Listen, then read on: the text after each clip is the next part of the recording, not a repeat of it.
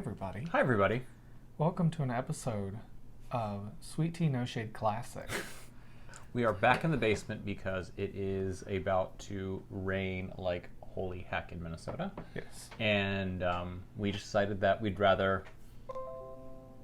Hello.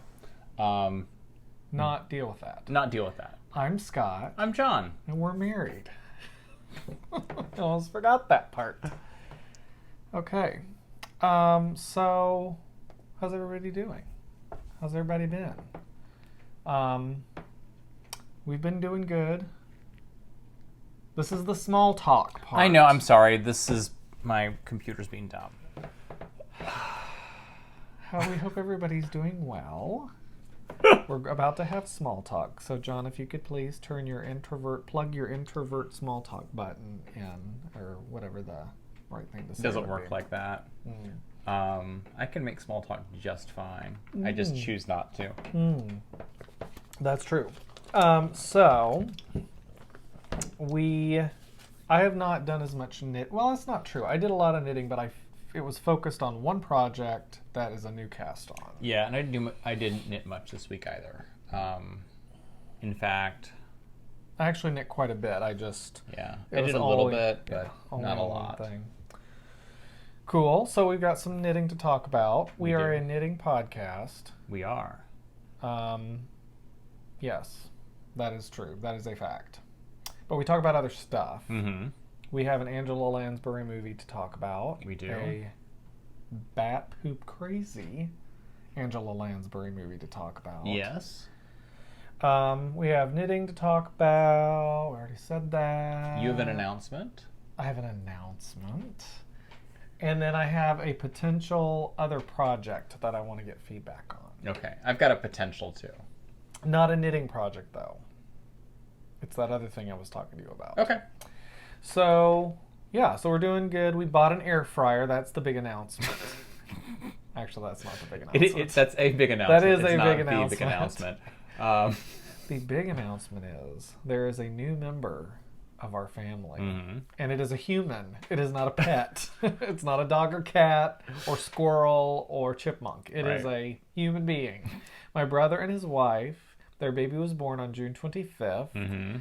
And her family, and she is originally from Peru. So the name that they chose is Santiago Valentino, which I think is a pretty awesome name. It is pretty awesome.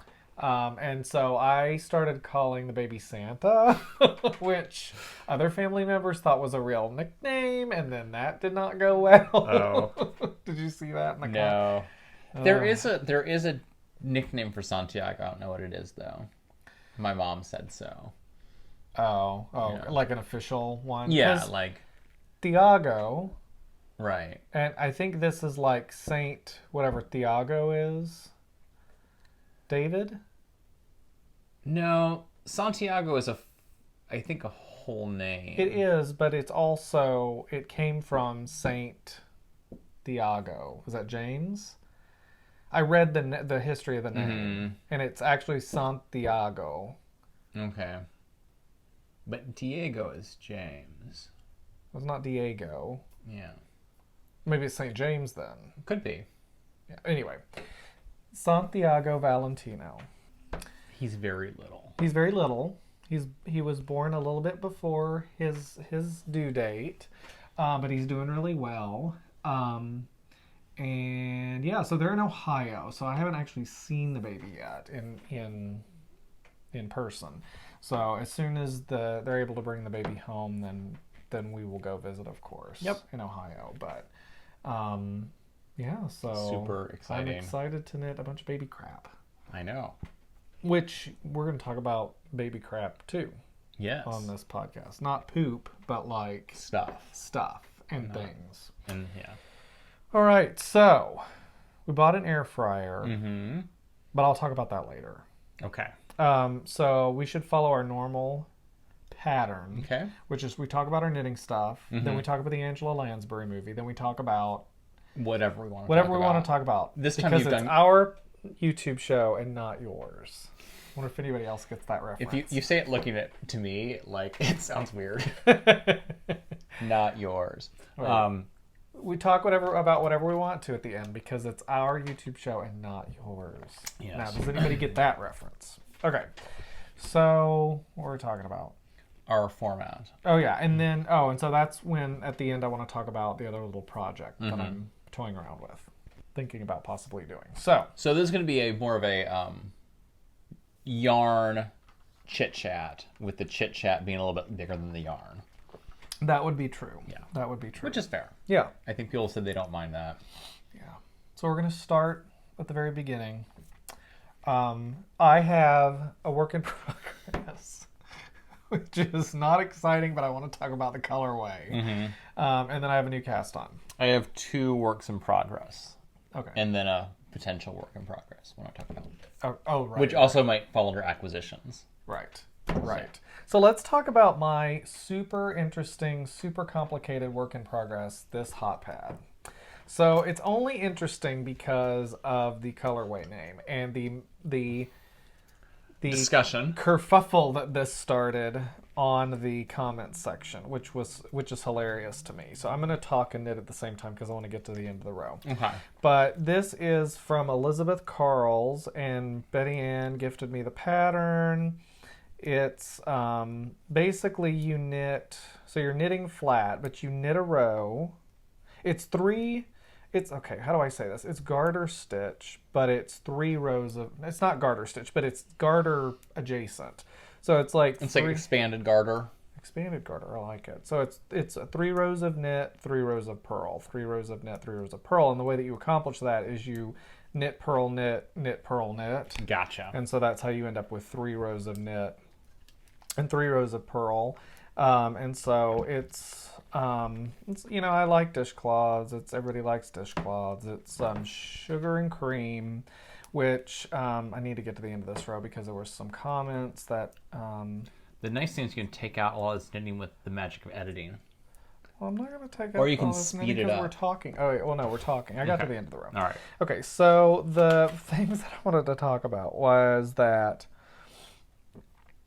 What's fascinating to me is how many people from Canada we have that watch our YouTube show. Right. Because it was like everybody started commenting about the fruit punch colorway. So it's sugar and cream, and you handed me that ball band, and then I promptly lost it. So awesome. This is fruit punch. So we have several confirmations that in Canada fruit punch is red. Okay, good. So Nancy Johnston is from Manitoba. Mm-hmm. Fruit punch is red. Gabrielle Elaine is from Ontario. Mm-hmm. Fruit punch is red. Oh, so both in the, not quite on the coast, but on both sides of the middle. Both sides of the middle, yes. So Jennifer McKenzie said that Bernat Handicrafter was a dyer and has the same colorway and calls it fruit punch. I don't understand. And then maybe it's a Vancouver thing. Like, we haven't heard from them. Let's blame it on Vancouver. Yeah, so anyway, this is the fruit punch colorway, and I just love the... okay. I love how... It's a pretty color. I like the colorway. It knits up really prettily. What I didn't realize is we have another... it must be pretty common. The sugar and cream stuff is pretty common, but one of the hot pads that Sonia gave us is this colorway that she knit. So when I was getting something out of the oven, I noticed that. Anyway, that'll be done. I was planning on getting it done because I was going to finish it during the Angela Lansbury, because we just watched the Angela Lansbury movie for the week this morning. And so it is fresh. It is fresh. I was going to finish it during that, but I had to put my knitting down because... It was a little intense. It was a little intense. So I'm working on that, and then you can talk about stuff, and then I'll talk about my new cast on. So this is, oh my God, look what I found. Oh no. This is the Sockhead Cowl. You found the pattern. I found the pattern. I'm very excited. So it is just an ongoing... 20 grams! I think Sorry. I'll let you finish. You literally jumped to the Okay, we can cut that out. We'll pretend 20 grams. No, we're gonna totally keep that. We'll pretend like 20 grams. well, So anyway, Sockhead Cowl. It's by Kelly McClure. So yeah, it is. Here we go. Knit, knit, knit. I can't believe you're knitting this. It's pretty good TV knitting. But you hate knitting socks. What is it that's different about this that you like? I think the teeny tininess of socks makes it a little crazy too. The fact that the diameter of the finished work, or the circumference. I meant the circumference. No, I meant the diameter. Yeah, I'm just making it. Yeah, I know, and I'm choosing not to play along. No, this is fine. I mean, yeah. Could this be more interesting to knit? Yes. But it goes really, it's perfect for television. Perfect. We've been watching a lot of this show called Ultimate Beastmaster, which, as I really hope there's somebody else out there that watches Ultimate as you can imagine Beastmaster. from the name, it's very, very highbrow. But it's basically, it's an international obstacle course running competition. So you don't have to pay that much attention to it. So yeah. So this is, I actually just weighed this. I've got 40 grams left. Okay. So, and that's important. Why? So, because you like to tell people how much your balls of yarn weigh. You like to tell people how much your balls weigh. Hi, my name is John. My ball of yarn weighs 40 grams. So is there a point to the story? There might be. So anyway, the way this pattern works is basically the idea is to use a whole skein of sock yarn. Correct. And so, I mean, yes, I didn't mean correct. Because I don't know. I hate when people say that when they mean yes, like or sure, but they say correct, like they're in the know. Anyway, go ahead. You do know that. So I've talked about this many, many times. About what? That the whole point of this thing is to use a whole skein of yarn. So you could say correct because you do know it. But I wasn't actually listening to what you were saying. I was just J'accuse. Aha! I was giving the verbal cue that you could continue. Thank you. So anyway, the idea is you get a skein of figure of eight yarn and you knit the whole thing into this cowl. And so what they do is you knit the rib, about 4 inches of rib right here, and then you weigh the yarn. And then you use that to figure out when you start the rib again. Mm-hmm. So what had happened is this was my old Escama del Dragon cowl, right? Right. And basically I ripped it up, or ripped it? Frogged it. Or riveted it. Riveted it. Ripped it out, frogged it, whatever you want to say. I took that and basically it was kind of fun because what I did is I cut it and then just put the project on the Swift or the ball winder and wound it that way. And that was fun to watch. Mm-hmm. So I got the ball of yarn because I'm like, that seemed to be about as much for the rib that I wanted, right? Right. So I weighed that ball of yarn, knowing that I'd use that for the rib, and I got 20 grams. Okay. So... Well, the other thing is that's not 4 inches. Is it more? No, it's much less. It's like 2.5 inches. No, it's 3 inches at least. It's 3 inches at least. Anyway. If only we had a device that we could use to measure it. Anyway. So, what are you going to do? 20 grams! Through the magic of television, yeah, we have a measuring device. Right. It's about 3 inches. 2 3/4. Okay. Anyway. So, basically, I took that ball of yarn, and that was how much of the... So I knit up to... Here's where I changed, right? Right at the end of the rib. So... But when I weighed that ball of yarn, which is my favorite project, I swear to God it was 20 grams. So, do we think... Oh, you know what? What? So you weighed it using our kitchen scale. Mm-hmm.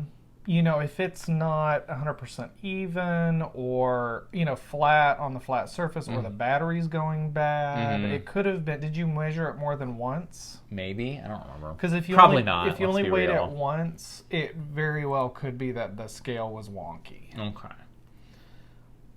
Because she says the sample shown as used is 13 grams, and then it was funny because Julie Mancius actually said that her 4 inches, because she did it or is doing it, she said that her 4 inches was also 13 grams. Yeah. So it's not going to be as perfect as I'd like it to be, but it's okay. I mean, I am totally teasing about all this, and I know you know that. No. There's nothing wrong with it. I think... I mean, we'll talk about this in a minute with mine, but I think that's the perfect amount of rib. Yeah, no. It doesn't need to be 4 inches. Right. The problem is that I'm going to end up with extra yarn, probably. Because I don't play yarn chicken with this.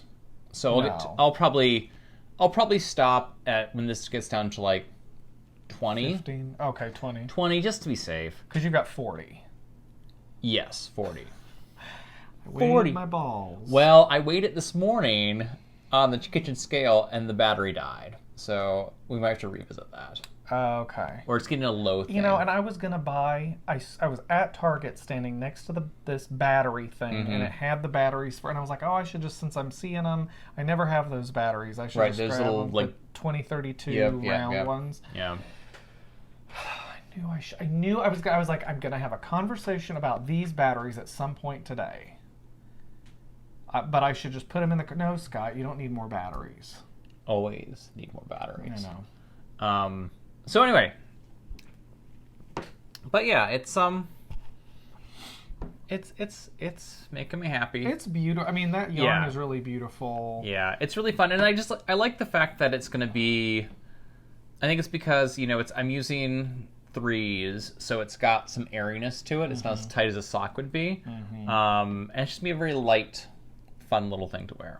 Oh. So leave that... Wait. Let me see. Sorry. So how much... Let's see. Since we have a tape measure, 30 grams.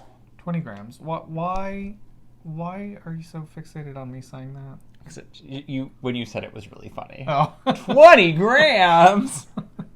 So it's about 8 inches right now. So maybe it'd be another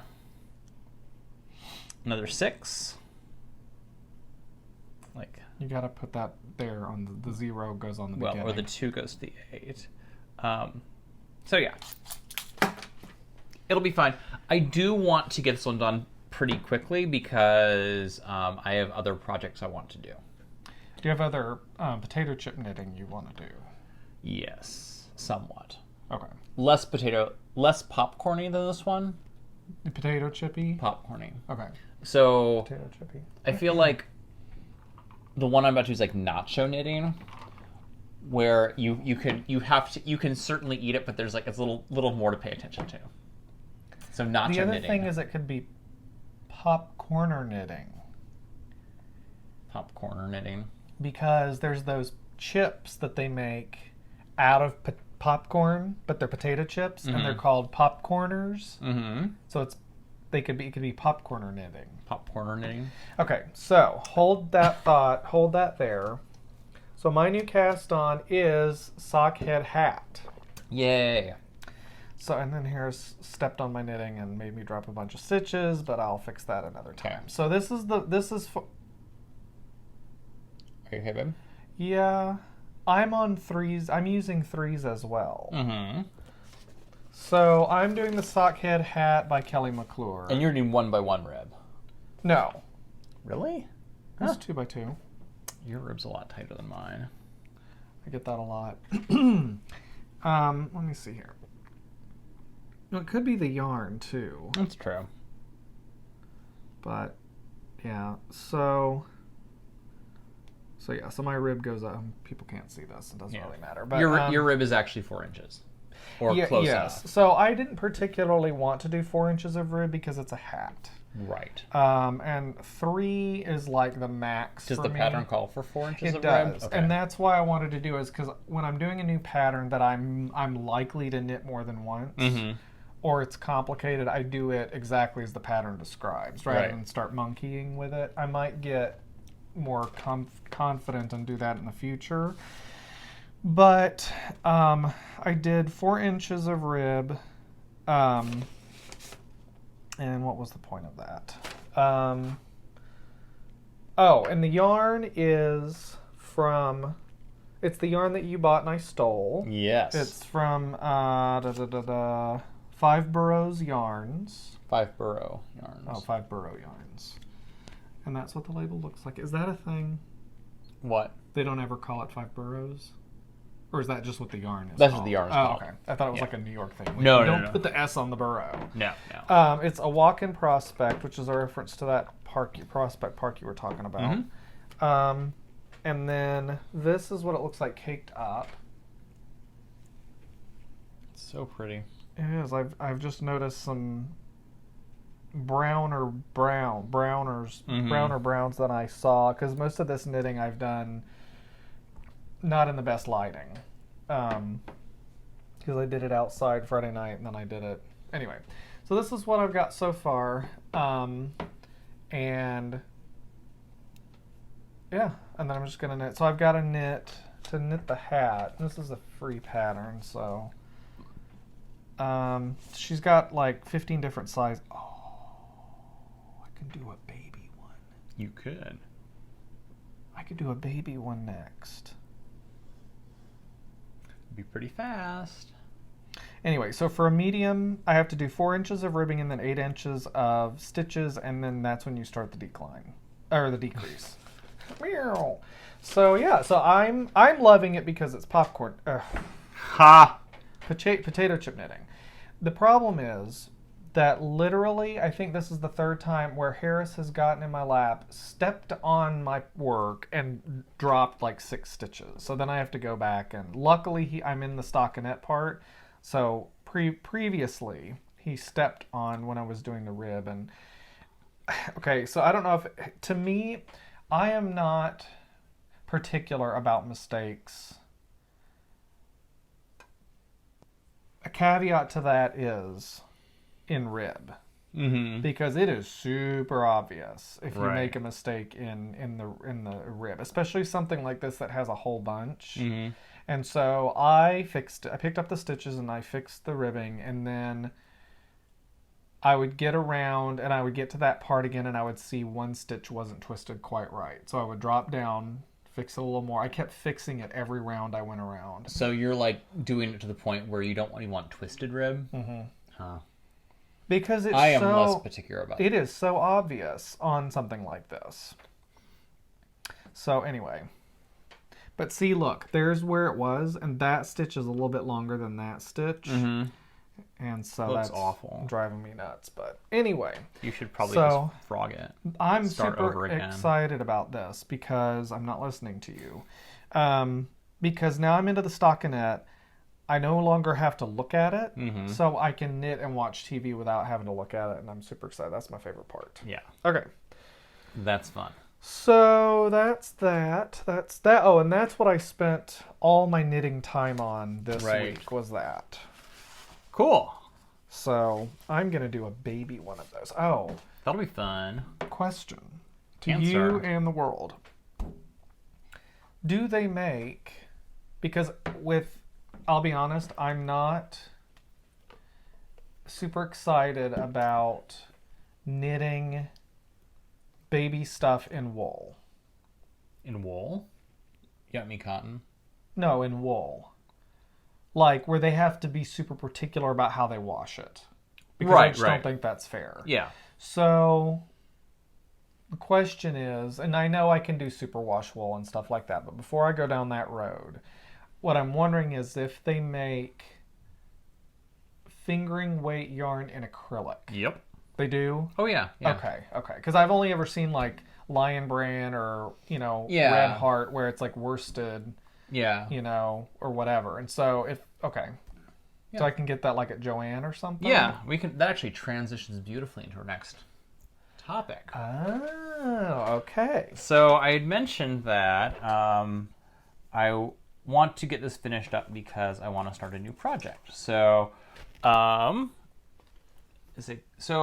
our neighbors across the street, they have 2 babies. They're twins. Their names are Dylan and James. And I believe Dylan and James's grandmother is a viewer. So, I've been wanting to knit them baby sweaters for a long time. So what I did... Their front yard was where I knit a huge chunk of this. Yeah. On Friday night, I knit a huge chunk of that hat. So what I did is I found a pattern that I want to knit. It's called the Leelanau by Melinda Bernardi. And what it does... Bernardi, right. And what it does, it's basically you can sort of see it there. It's just a sweater with color work with a sort of like alternating color work pattern where you... See it? Yeah. So, French press knits. Yep. Okay. Sorry, I just haven't actually looked at the pattern. Yeah. So, keep talking. So what I decided to do was it's a really easy color work pattern, bottom up sweater. I decided that I would make, since they're twins, and it's a 2-color. What? I'm just remembering. Okay. Since they are twins, it's important that they don't have separate identities, right? Their stuff needs to all matchy-matchy. Because I'm sure when they're 16, they're going to be like... Right. Yeah. So what I did is I ordered this. This is Feels Like Butter. It's a worsted weight yarn. That's fun. From Lion Brand. And so I ordered sweaters quantity of this. 2 sweaters quantities of this. But since it's for a babies, two baby sweater quantities. So it's basically 2 skeins of each. So I'm super excited about that. Are they even 100-gram balls or are they 50? Up to 100 grams. Holy crap. I haven't touched this yet. It feels like butter. I know. It's ridiculous. It is ridiculous. Okay, and sorry. So I'm like, I want to knit myself a sweater out of this. Jeez. Holy crap. I know. So it feels like butter. It's 100% polyester. So that means it can go right into the washer. Yeah. And so what I'll do is, for one of the sweaters, this will be the main color with this is the accent color, and then vice versa for the other one. Gotcha. So super excited for this one. So yeah, it was just, this yarn feels amazing. I don't know what kind of, I mean, it's 100% polyester. I don't know. It's only like chemicals and like, they only had to destroy like 700 acres of like rainforest to produce this yarn. Right. So. And it's petrochemicals. Yeah. I mean, I love But it feels awesome. It feels awesome. and it's machine washable. And it's machine washable, and especially with baby stuff, you don't want something scratchy. Yeah. And especially the twins, like I just don't want something that they're gonna feel like they need to, like, be concerned about. Oh yeah. So okay, go ahead. Sorry. So anyway, I'm very excited. So this is we have a road trip coming up in a few weeks, and I am going to in a week. Don't we? Isn't a week from 2 weeks from Saturday? 2 weeks. 2 weeks from Friday. 2 weeks from 2 days ago. So yes. a week and 5 days. Okay. Yeah. So, I'm so excited to go on a road trip. It's sad because obviously visiting family will be wonderful. But the true thing is, so it used to be that you wouldn't let me drive because you like driving so much. And now that we both knit, it's a little bit more of a back and forth. Honey, do you want to drive? No, I'm good. You can keep driving. Right. I want to knit. Exactly. So anyway, I'm excited about this. And so my plan... I wouldn't let you drive. You wouldn't... No, but you like to... That's not true. Why do you wait until the podcast to bring these things up? You used to like driving more than I did. And so you would have no problem driving for longer stretches. That's how we're going to frame this. Sure. You can just say it. I'm a control freak. You can just say it. Anyway.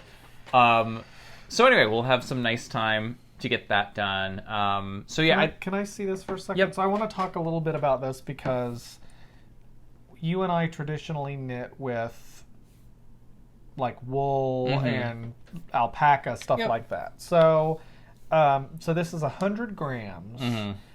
199 meters or 218 yards. Mm-hmm. It says it's worsted. Yeah. Wait, where does it say it's worsted?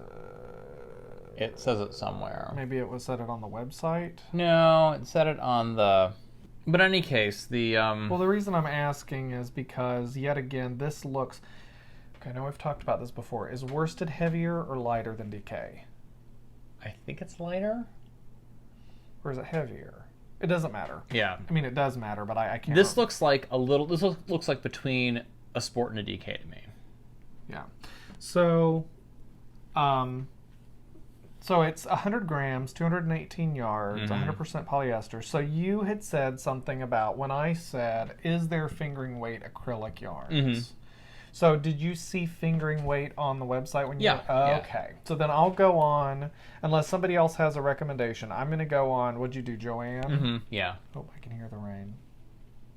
I'm going to go on Joanne then and look for fingering weight acrylic or polyester yarn. Yeah, for sure. To knit the Sockhead hat for baby Santiago. Baby Santiago. So the other question I was going to ask about, the colorways. I don't think you said the colorways. Teal. Red. Awesome. Yeah. They don't put much into the budget for yarn naming. Yarn color no, because I've gotten stuff from the Lion brand before that had my colors. sweater was mushroom. Yeah. I was just kidding. I feel like, but on the other hand, like I think for baby stuff, like maybe I'm wrong. I feel like people want kind of just. Yeah, it's mass. Well, and it's mass market. I don't know if that's the right term, but mass produced. Mass produced. Yeah. So. Anywho, fruit punch. Yeah. This is fruit punch. That is fruit punch. That's Hawaiian punch. Yes. Or as my grandmother used to say, Hawaiian punch. Hawaiian? No, Hawaiian. Hawaiian? Is she German? No, Hawaiian. I know it was a southern thing. It was a South Georgia. Huh. She wasn't Hawaii, it was Hawaii. That's odd. Yeah. It sounds Jersey to me. All right. So that is super exciting. So yeah. I'm sorry, I'm just looking. I feel like there was something about this that I was going to bring up.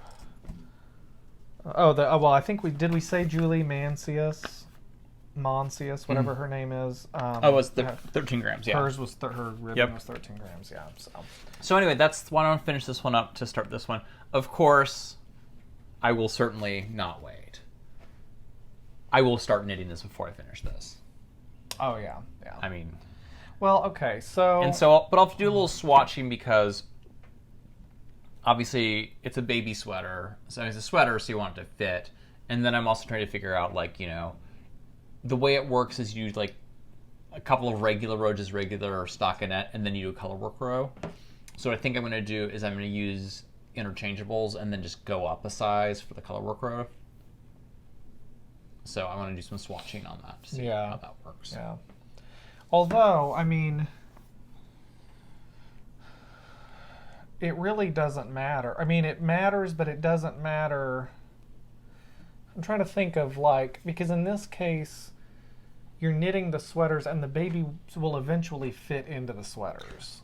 Yeah. I guess you don't want it to be too small. Not to be small, but I also want to test to make sure when I do the color work stuff that I do need to go up one size or two sizes. So you don't have this little thing where your sweater has this weird horizontal pucker because... Well, but I've heard almost every time I've heard somebody talk about this, is you go up one size. Yeah. That's the rule of thumb. Yeah. I'm just curious to see how it looks on this watch. Got it. Okay. Well, yeah.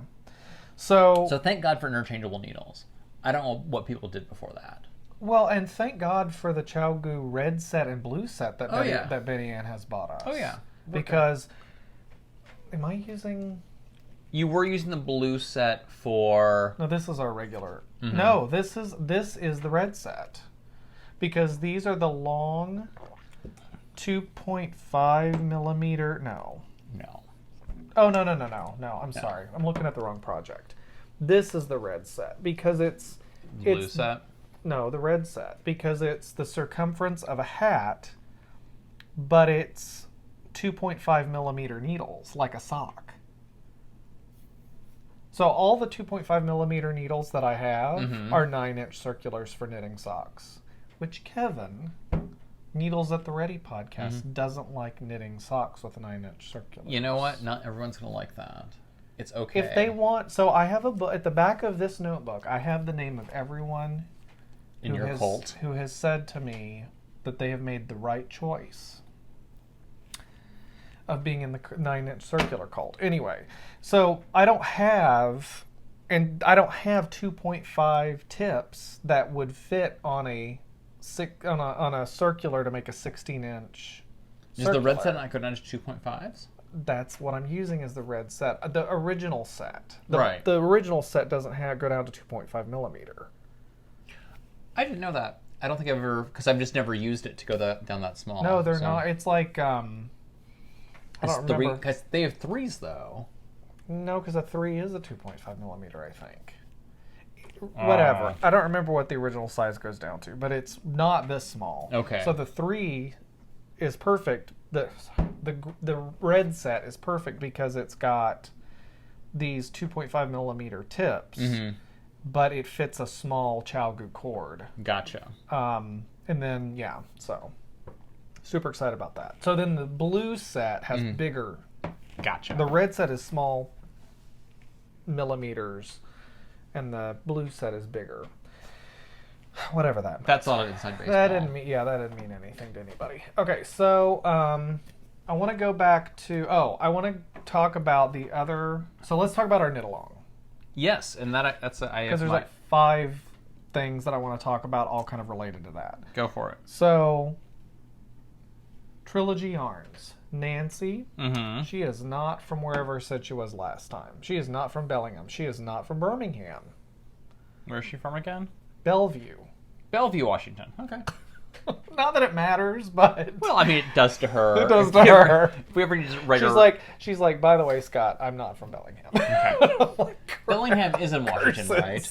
There is a Bellingham, Washington. That's exactly what I said. I was like, but there is a Bellingham, Washington, right? And she's like, yeah. So, there's probably not a Birmingham, though. I got that because I was thinking of Alabama. Anyway. Alabama and Washington are very similar. They're close. They're on. They share a border. They share a culture.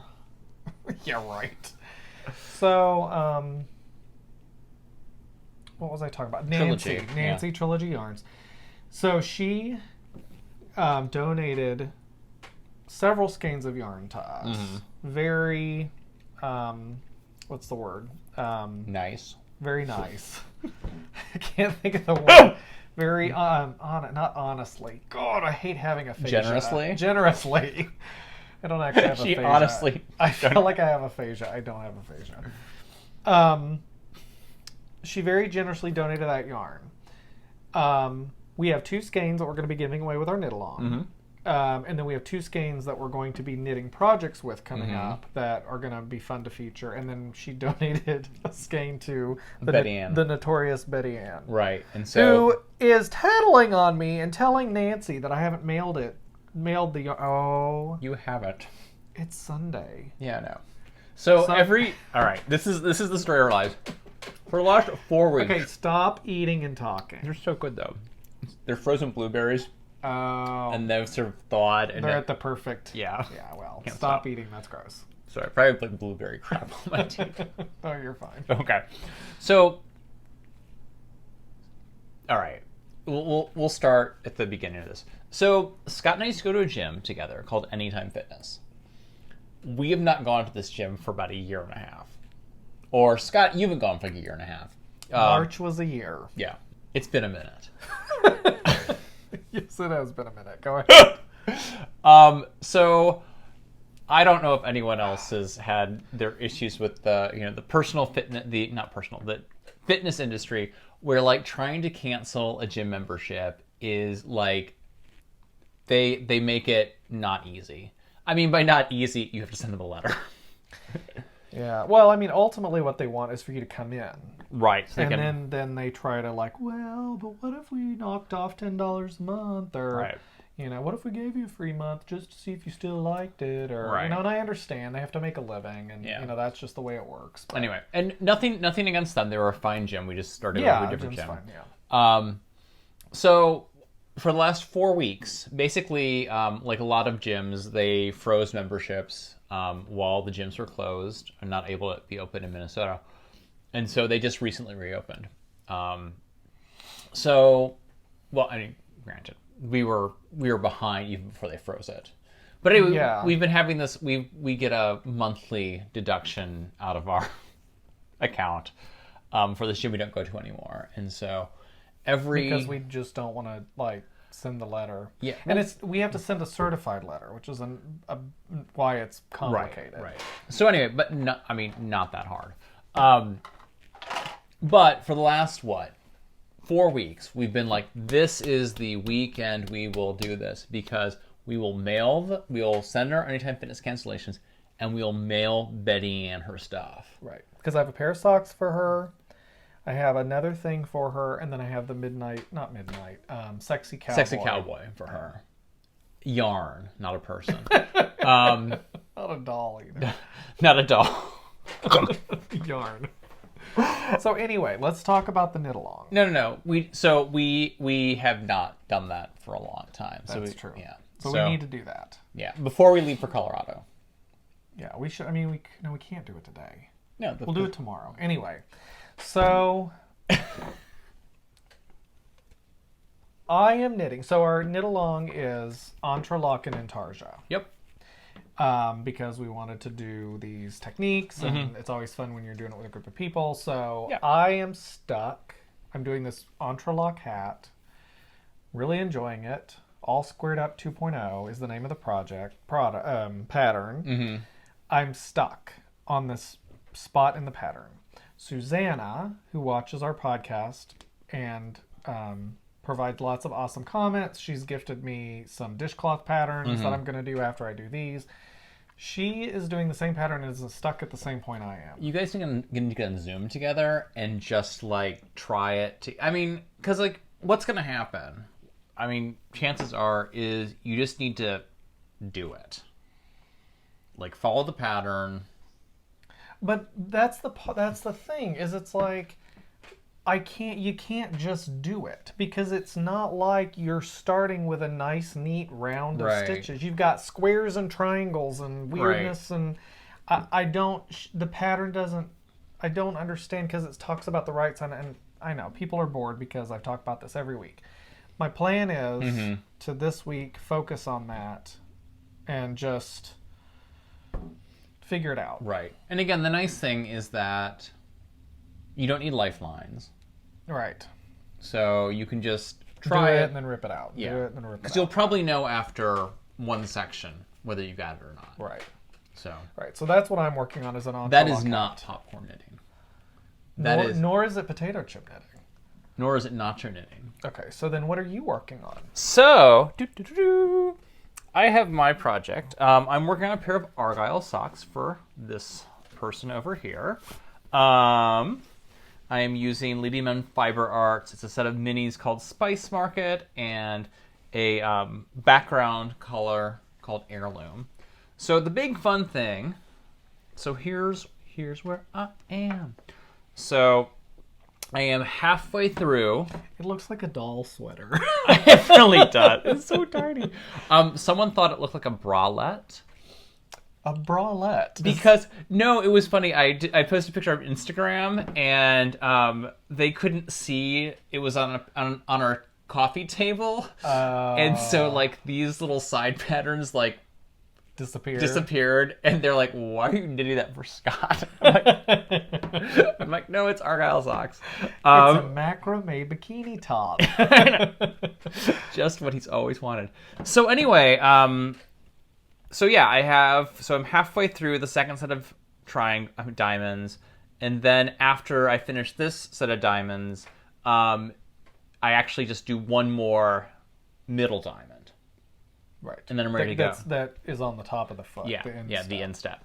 So yeah, and what I've done, I don't know if you can see this, I now have butterfly bobbins. Little, tiny, cute, hand-woven bobbins. Hand-wound bobbins. That one just came undone. No, just pulled out a little bit. Okay. It's fine. And it makes a real difference on how easy it is to knit. Yeah. So Yeah, super fun, super easy. I ran out for this middle diamond, I ran out of yarn, and I did a magic knot to a new bobbin. So I was very proud of that because magic knots scare me. So the other thing I want to try is so many people are talking about that Russian join. Yes. I want to try that. I feel like I wouldn't want to do that for the first time on fingering weight yarn. Yeah.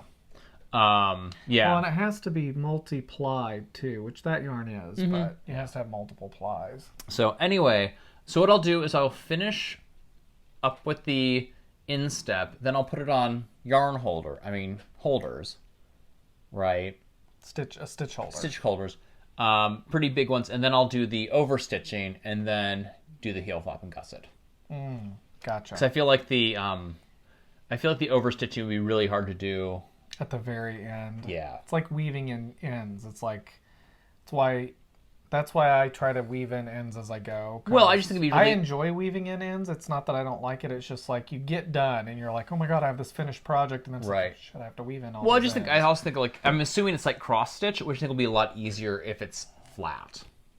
Oh yeah. Because if it was joined, if it was seamed already, you'd be having to pull it through the Right, and like I know that I would sew my sock together. Yes. Literally, that would be what's happening. So anyway, and this is not, gentle readers, going to be done. I might, if I'm really lucky, I make it the first one done by the end of this. Right. See, I figure once the because we're just doing till the end of this month. No, we're not in July yet. The end of July. Yeah. So I figure I can get the first bit done pretty quickly. I mean, the rest of it is going pretty fast. And then, so maybe my contribution to the cowl, will be a lovely piece of Argyle swatch pattern. An open sock. An open sock. An open plan sock. Exactly. So anyway, really liking it. And Intarsia is, I can't believe how easy Intarsia is. So I definitely feel like I have now added Intarsia to my bag of tricks. Cool. I desperately want to do that. The alpaca sweater? The alpaca sweater from Les Garçons. Is it Les Garçons? Or is that the name of their boutique? I think it's Designs by Dell. That's it. Yeah, he has some really great patterns. Knit-along is still happening. Thank you for the people who are... I actually jumped on the Ravelry thread yesterday just to sort of see what's going on. There's like, I think 12 finished objects. Oh, awesome. So yeah. Super fun. All right. So we've talked about all the knitting stuff, right? Did you want to talk anything else for the knit-along? Mm-mm. Okay. No. I just wanted to touch on some comments from our previous episode. We talked about I just want to thank everyone for how much positive energy they sent me related to the sweater. The patina pullover. So many wonderful comments. It just made me... It's great to hear externally, for sure. Because you don't know... Well, and I think like a lot of people, when you knit something, especially when you've just knit it, all you see is all the stuff that could be better. Right. And it's like I told our neighbors the other day. That whole pearl rib thing around the cuffs and the neck and all that, and I had said in a previous podcast... Our neighbors? Just let me finish. Okay. I'm just like... not our neighbors. I'm just like, which neighbors are you talking about knitting with? The Zoom... the Zoom knitting night thing I was on. You see why I was confused. Yes. Okay. Because they all... I don't know that they all... They don't live in our computer. No, they don't live in our computer. Well, actually, I picture them as little people living inside my computer. They all had, a lot of them had watched the episode and had talked about the fact that pearl, knit pearl, was not something that's common on all sweaters. That row of pearl, knit row of pearl just before the cut, or just before the ribbing. But that they all thought it looked really good. Yeah. And I said, I think John gaslighted me or whatever. I said, I think I liked it. And then John was like, I'm not sure if I like that. And I'm like, yeah, I don't know if I like that. That is not what happened at all. I think it is. Just so you know. So I like it. Yeah. Okay, so then another topic that came up was... Oh, we're in the comment section now. I said that already. Okay. You weren't listening. Was that in reference to the last Angela Lansbury movie we watched, The Three Musketeers, Lisa Bishop looked it up. Yay! In 1625, Queen Anne was 24 years old. So she was playing... She was like 22 playing a 24-year-old. Okay. Which is acceptable. That is acceptable. I also want to thank D Nomad 1975. I wrote these down rather than printing them out this time, and I think that I've got that right. D Nomad 1975 recommended a sweater called the Cozy Classic Raglan by Jessie Made Designs. Okay. I haven't looked it up yet, but that's another fun. Yeah. I like recommendations, so yeah. So that's all the comments. So, is it time? It is time. Is it time? It is time To talk about our Angela Lansbury movie for the week, All Fall Down. All Fall Down. Okay, so we need that pulled up. So we watched All Fall Down. Oh, there you go. Oh, there we go. So All Fall Down, it was 1962. It was a drama. It was a drama. Drama. So what's interesting is this is kind of, came out, this is what we're talking about Angela Lansbury. She has some years where she has like 8 movies come out. Right. So this is a 1962, so the same year that Manchurian Candidate came out. Right, same director as Manchurian Candidate. And so she plays an overbearing, crazy mother in both movies. Yeah. Like, okay. And both movies, like in Manchurian Candidate, it's implied that they have sex. Oh, yeah. In this movie, I don't think they had sex, but he came home for the first time in years and she walks up and, like, makes out with him. Yeah. Not it really, was, but I guess, Freudian evil mother Oedipus stuff was, like, the hot topic of 1962. Yeah. But yeah. So Okay. what else? So let's start with our things. Yeah. So Angela Lansbury got 4th billing. Yep. She was the 4th person listed in the credits at the opening. She is 37. Is 37 playing mid-50s? Maybe, or at least late 40s. Well, because Warren Beatty plays her son, and he is 12 years younger. The actor is 12 years younger than Angela Lansbury was at the time. Right. He's playing what, 20? I would say older 20, than that? 25, 26. 25, 26? Yeah. So she's probably mid-40s to early 50s. Yeah, and for sure. She's 37. Yeah. And the actress Ava Marie Saint. Saint Marie. I mean... Right? No, it's Ava Marie Saint. Oh, not like Buffy. Buffy Saint Marie. Ava Marie Saint. I can see how you would mix that up. Ava Marie Saint. Wait, are we sure? I'm 100% Okay. sure. Yes, I'm 100% sure. Oh, that's right, because there's a song. Yes. Okay. And because I'm not a doofus. Eva Marie Saint was 1 year older than her at the time. 1 year older, but she's playing a 31-year-old who marries... Who's the daughter of Angela Lansbury's best friend. That's right. So what else did I write here? So the movie opens... Oh, let's talk about who's in it. Oh, okay. So Angela Lansbury's in it, obviously. She's the mother. That's why we watched it. Her husband is Carl Malden. Who is I knew him from the American Express commercials in the early 80s. He's got a distinctive nose. He's got a very distinctive nose. It's actually distracting how distinctive it is. Then her Eva Marie Saint. So her kid. So her sons. She has a Warren Beatty. Warren Beatty is her son, whose name is Berry Berry. Yeah, which I read that there's a disease called beriberi, and it's like the author...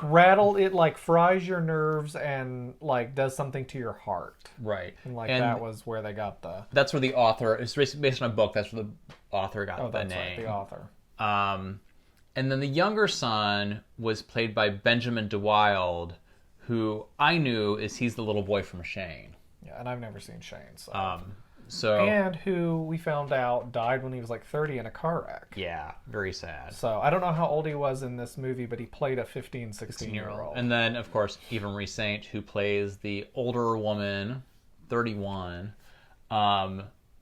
who gets in a relationship with the Warren Beatty character. Right. Barry. Barry, which they said, like, I think they said... They said one of the 77 times. Like, basically every minute and a half they say his name. It's like Dune. Yeah. Spice.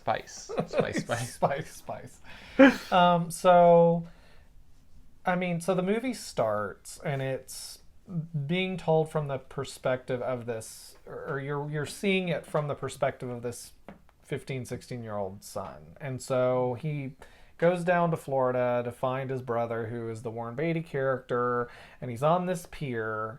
And I'm like, what are those things on the pier? And they're just a bunch of dead sea turtles. Yep. Like, do people eat them? Yeah. Back then? Yeah, soup. Because, like, you can't do that now. Well, this is a little bit before the Endangered Species Act, I think. So... Just like there's a bunch of dead sea... Yeah, I think... It was very disturbing. It was very disturbing. Let's see. So, Warren Beatty is 12 years younger than her. Yeah, so it's an interesting movie watching it in 2020 because the 15, 16-year-old goes into this bar down by the pier, or on the pier, and there's all these women that are sex workers. Yep. And they're all wearing these sensible dresses. I mean, it's like... Yeah, like culturally, it's not... Right. And then Hetty, the character of Hetty, who was played by an actress named Evans. Mm-hmm. We've got Barry, the character, and then her name was Evans. The actress, not the character. Right. The actress was Evans. Hetty was the character name. But... so it was one of those, so there's watching movies that are from 1961. It's what is that? They're 59 years ago. Mm-hmm. So it's interesting to watch, so one of the things that I wrote down was that we talked about was the hourglass by the telephone. Mm-hmm. So there was an hourglass that they had sitting, but it sounds like... Yeah, my grandmother had one of those too, to sort of keep track of the time so your long distance bill doesn't go up too high. Yeah. Yeah, and it's a very... I would say, and maybe I'm wrong, at the time, it seems like it would have been a pretty gritty movie. Yeah.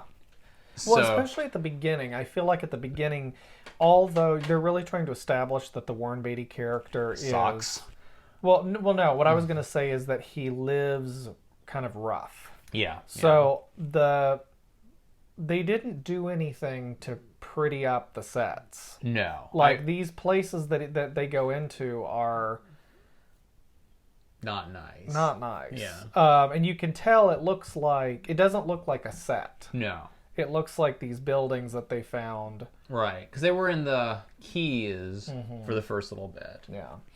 Although, when they got back into... So, the first part of it takes place in the Keys, and then they go to Cleveland, and the street that the house is on in Cleveland is the MGM backlot, so it's all the Meet Me in St. Louis houses. Yeah. So that was kind of fun. But we didn't notice that. That was pointed out to us. Yes. Yeah, let's. Yes. But so one of the other things that's kind of a funny coincidence about this is that the character that Angela Lansbury plays is Annabelle. Mm-hmm. And Annabelle is where Betty Ann, my mom, gets Anne from. And it was her aunt. Okay. So Annabelle, so the characters, the sons, refer to their parents by their first names. Right. Annabelle and Ralph. And so I was like, well, that's weird. Why do they refer to their parents by their first names? And then I'm like, Oh wait, I call Betty Ann Betty Ann. Mm-hmm. And she's an overbearing mother. She's but Anne, she's named after somebody named Right. Annabelle, and the Annabelle character. And so Betty Ann is always like, "Why do you call me Betty? You've never called me Betty Ann. You've always called me Mom. What's with this Betty Ann crap?" Well, part of it is when I moved to the Midwest, when I moved to Minnesota, in college, we'd all be talking about our families and stuff, and when people would talk about their parents, they would call them by their name. I don't know that they called them that to their face, Yeah. but they would say, "Oh, you won't believe." Like, I just got off the phone with Marlene, and you will not Right. believe what she said. Or you know, Frank said it again, or whatever. They were talking about their parents, Right. maybe because it's weird to say to your college friends, "Oh, you won't believe what Dad did," or Right. "You won't believe what Mom did." So I picked that up because it was usually said in a fun, teasing way. Right. So it was like, you'd say, "Oh, Marlene's doing this," or whatever, and it was kind of a joking conversation. And so that's where the Betty Ann thing came from, was me, teasing Mom and calling her that. But then Annabelle Yeah. in the movie goes on this little thing about, "I don't know where you kids got this calling me by your first names. You kids are so casual these days," and da-da-da-da. It was just like this weird, thing. Yeah. And it's interesting because she's really good in it. I mean, it's a pretty well acted. I mean, I thought she was really good. I thought Eva Marie Saint, God bless, was really good. I thought Warren Beatty was pretty. He was, he was all right. Yeah. This is his second movie ever. Yeah. His first movie being Splendor in the Grass. Yeah. Which I've never seen that either. I've never seen other. I've never seen it. I have seen his other movie of this time, Roman Spring and Mrs. Stone, where he plays an Italian. Interesting. I mean, he's a very, very young Warren Beatty, kind of ridiculously good looking, which is kind of what the character's supposed to be. Right. Yeah, I mean, he has to be ridiculously good looking, or none of it makes sense. Like an aura that just draws people to him against their better judgment. Exactly. Yeah. That's how I feel about you. Ridiculously good looking. The aura that draws me towards you against my better judgment. Yeah. You've been waiting to say that since for hours, haven't you? Maybe. But yeah, I would say, Oh yeah, we didn't rate it. That was didn't rate it, and it's interesting because it held my attention, but I would probably get 4 stars out of 5, maybe, maybe 3.5, because I feel like I've seen this movie many times, and I think I've seen better versions of it. I would give it 3, and the reason I say that is because I feel like it was one of those movies that I don't think it needed to be quite as long as it was, which I've heard people say that about other movies, and I'm like, what are you talking about? But I actually had that feeling about this, because I feel like the beginning was really interesting and compelling and held my attention, and then the middle part was kind of like, let's give another instance of where Warren Beatty screws somebody over, but they're still drawn to him. Right. Or, there was some character development stuff that they don't spend time on in movies today. Right. The relationship between the Annabelle and Ralph, and it's just some of that kind of stuff. And it just, I don't necessarily fault the movie because that's, how that's of its time or whatever. But I think for me personally, I felt that there was a lot of stuff that they kind of rehashed that they'd already established at that point. And that I was more interested in, and I felt like the other thing, and now that we're talking about it, is I feel like there was stuff that was implied, especially with him and, what was Eva Marie Saint's character's name? Dorothy? Dorothy?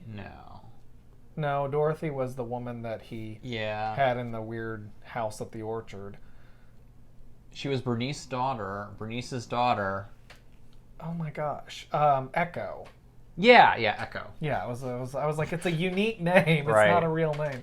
So Echo, I feel like it was implied what their relationship was, but they didn't really show that much. I mean, they showed her falling for him, but I think they made the point. Which is why you have Warren Beatty and Eva Marie Saint, who is beautiful, right? Yeah. So you have these two people. It's like they're too attractive not to get together, right? Right. Because and so that was kind of their thing, right. Um, But I also, the other thing is, I think they were trying to, and maybe the novel does a better job of this, but I think they were trying to make the point that Echo's character was naive. right? But I felt like she was a free spirit and he was a free spirit. Right. And she knew that if she had tried to lock him down, he was going to immediately run away. right. And so I don't know, maybe the fact that she's... I think she wanted to. I think it's one of those things that where. So anyway, long story not short, he gets her pregnant, Right. because it's 1962 and no one knows about birth control. That's not true. There was birth control; it's just harder to get. So he gets her pregnant, and she's like, I knew going into this that you would be free no matter what, right? Right. And I think what she was doing is, I think she wanted to keep that, but what she really wanted was him to say, thank you, but I want to be with you. Right. Absolutely. That's what everybody wants. Yeah. That's in that situation where you're Right. with someone that doesn't want to be... Right. You want to say, you're free, this isn't mean, but, you want them to say, well, that's fine. I don't want to be free. Right. So, and then hilarity ensues. Right. Yeah, so it was, I mean... It was interesting. What I thought was interesting is the way the movie was framed was that the son would start dating this older woman who's a friend of basically Angela Lansbury's best friend's daughter, and that was going to be the source of all the tension. And what happened is they started dating. Angela Lansbury was a little upset because, she's more than a little upset. Well, but she was like, it hurts me when your son who you love loves someone else, right? Whatever. But red flag. But once she sort of got over that, she was actually really okay with it because she was like, "Oh, this means my son's going to settle down." I don't know. I feel there was the jealousy ran through her. So, do you think the scene where she was talking about him getting a job was her baiting him? It was the same behavior as from before. I felt like it was just a continuation of them demonstrating in the movie why he hated that life, why he hated being around his parents so much, and why he hated that life. Right. So she wasn't. I don't think she was malicious. She was just nuts. Oh no. I don't think she was. I don't think she was malicious. I just think that she was in love with her son. Right. Yeah. And she needed mommy's little helpers. Oh my God! So that was the other thing we were watching. We watched this movie. I'm like, oh my God, these people all need... What was that? Okay, what was one of these Angela Lansbury movies? Mm-hmm. It might have been Manchurian Candidate, where they came out... Wasn't it Manchurian Candidate where they came out with that original antidepressant that was called... It had a funny name. It was like McDonald's or something. I mean, it had a funny, generic, almost sounded like a person's last name. Mm-hmm. Do you remember what I'm talking about? No, There was all that discussion about this antidepressant that was like, oh, if people know that you're taking this antidepressant... Or was that in a book I was reading? It's not ringing any bells. Anyway. So anyway, yeah. That's what they needed. All these people need... I mean, people make fun of psychopharmacology, but all these people could have used a little bit of psychotherapy. A trip to a... Well, actually, 1962, probably not. Whatever. Well, but I thought it was interesting. Talking about that, Angela Lansbury talks about the fact that Warren Beatty, that Barry needs psychiatric help. Right. And the father's like, what are you talking about? And she's like, he needs to see a counselor. Right. And the dad freaks out and is like, there's nothing wrong with him. And I'm just like, okay, the mom is crazy, and I don't mean that I shouldn't say that word, but like she's whatever. She got some issues. And then dad is downstairs hiding his liquor in the clock. Right. I'm like, y'all are the one that need, but of course in 1962 nobody's going to do that. Right. So. Yeah, I feel like Angela Lansbury's character probably could have, either used a good hobby. She needed to knit. Oh yeah. No knitting, no fiber crafts. No cats. No. So from that perspective, this movie was a complete failure. Right. If only her character had knit, it would have been okay. It would have been fine. It would have been fine. She could have just knit all that sexual tension with her son right into her scarves. Right. What was like Betty Ann and her patterns? Oh God. Someone said that. So one of the comments was that Betty Ann should sell her dirty patterns. I'm not going to get into that. Yeah, no, it's fine. So what were we talking about? That movie. I wanted to finish up the movie. Mm-hmm. Yeah, so it was fun. I mean, I'm loving. Oh, that I remember what I was going to say. And it was so fascinating to watch a movie filmed in 1961 or 62, where Angela Lansbury, at the age of 37, is playing a character the age of Jessica Fletcher on Murder, She Wrote. Is Jessica Fletcher in her early? I don't know, but I mean the same. Yeah. The same, right. Sociological cohort. Right. Right. And it's like, that's what, 30 years later? 20, so. Yeah, 20, 23. Yeah. But again, I think, and we've said this before, the fun of this is just, watching a lot of different types of movies. So like, last week watched Three Musketeers, which is a very different movie than this. Yeah, I would never have watched this movie. Ever. No way. And I liked the fact that it was more than like a 5-minute cameo of her. Yeah. So that was good. So we came out of this movie feeling a little like, blah. Yeah. It's not a super uplifting movie. It's not meant to be. Yeah. It's meant to leave you feeling kind of like, bleh. Yeah. So we decided our next one is going to be a made-for-TV movie called Mrs. Claus. No. Yes. I don't want to watch a Christmas movie. Yes, you do. We've got so many movies to watch. We can wait until Christmas time to watch that one. I want to watch Mrs. Claus. No, we're not watching Mrs. Claus. I'm sorry, but I'm using my line item veto. Do you have one of those? I don't...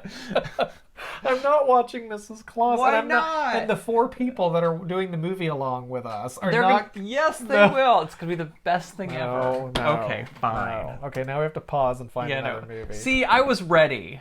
All right, so now that we've made it through the Mrs. Claus crisis... I thought you were... pull you back from the edge. I thought you were way on board. I thought you were going to be way on board on that. I want to watch at Christmas time. I'm a purist when it comes to that. Can we watch it in October? No. Day after Thanksgiving? Yes. Okay. Actually, any time in November is fine. Okay. All right. So what we did is we found a 1965 movie. It's called The Amorous Adventures of Moll Flanders, starring Kim Novak. Fun. Wait, yeah. Wasn't there another Kim Novak movie we watched? Was that the... She was in The Mirror Cracked. The Mirror Cracked, yeah. I think. Yeah, because she was the other actress. Yeah. That Angela Lansbury didn't get along with. Yeah. No, that Elizabeth Taylor didn't. I mean, that Elizabeth Taylor didn't get along with, yeah. So, all right.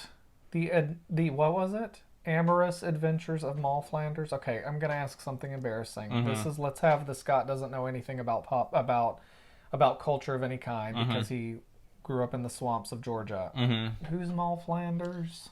It's a novel. Moll Flanders is a novel? Yeah, Willem Dafoe. Daniel Dafoe.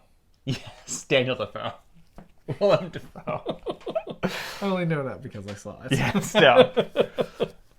So yeah, we'll see. I mean, I think she seems to have at least an IMDb. Lady Blystone. Yeah, fifth billing. So we'll according see. to IMDb. IMDb, yeah. It's available on Amazon Prime. It's available on Amazon Prime, and it is classified as the rollicking story of a ribald century that really should have been ashamed of itself. Where the heck are you reading that? On the poster. Oh, on the poster. Okay. So I think it's one of those, like, you know, funny 60s, like Tom Jones sex comedies. No. But like, yeah. Okay. Like the source material for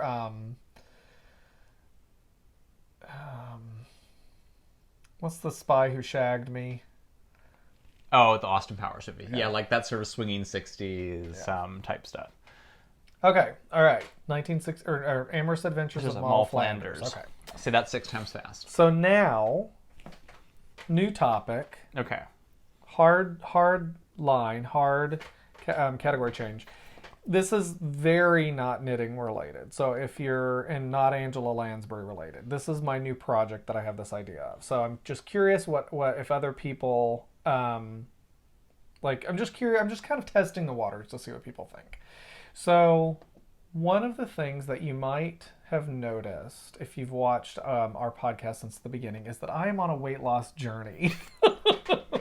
Aww. And so my weight has kind of gone up and down, although not really that much up in the last couple of years. Yeah. It's mainly gone down, but it's kind of gone down and, plateaued and then gone down. Anyway, and then COVID pandemic came along, and I just decided that I didn't care. Like pretty much everyone else in the whole world. Yeah. So one of the things that I'm trying to do is figure out ways that motivate me to stick to like the plan that I'm trying to make. And so just for context, what I've been doing for the last couple of years is Weight Watchers, which is now called WW. And so I know it's they're trying to get away from that term. So I mean, do they think like anyone's fooled? Like, I mean, I guess it worked with KFC, right? Yeah, but I mean, does anyone think it's anything besides Kentucky Fried Chicken? But I think at the same time, that is not helpful when we're talking about Weight Watchers and being on a weight journey. Bringing up fried chicken. Hey, we have an air fryer. Yes. So my point is, I'm trying to figure out like what motivates me to stay. One of the things that motivates me is connecting with others. Is it being a not a society. What's the word? Community. I'm having one of those days. So I'm like, well, what else do I really get into, or what else, and I started thinking about the fact that we do this podcast or this YouTube show. And so I'm thinking about doing a separate YouTube thing specific around kind of like what I do with the Weight Watchers and stuff. There are other people that do the same thing out there. And so, however, I have not been able to find one guy who does it. Really? Who does a YouTube show about Weight Watchers or about their weight loss journey, specific to Weight Watchers. And so, and the reason why I'm interested in the specific to Weight Watchers thing is because it's a specific plan, but I also believe in it. Right. More so, it's worked. It's worked, and it's not a diet. Right. For me, it's helped kind of change the way that I eat and the way that it's taught me a lot about how to eat. It's not about, eating weird things and eating weird percentages and stuff like that. It's more laid back than that from my perspective. So I'm just curious if anybody else out there is kind of going through the same thing. One of our animals is kicking our camera. I'm wondering if anybody else is out there is kind of going through the same thing, and if anybody else out there is doing Weight Watchers actually. Because what my thought is doing something that's more of like a vlog style thing, specifically around like what am I learning, recipes, what am I struggling with, because there's so many things that make it fun, and I'm trying to make it fun, right, and interactive and community based for me, because that is going to keep me connected and keep me motivated. So just curious if anybody else out there, what your thoughts are, and I still haven't decided if it's something I'm going to do.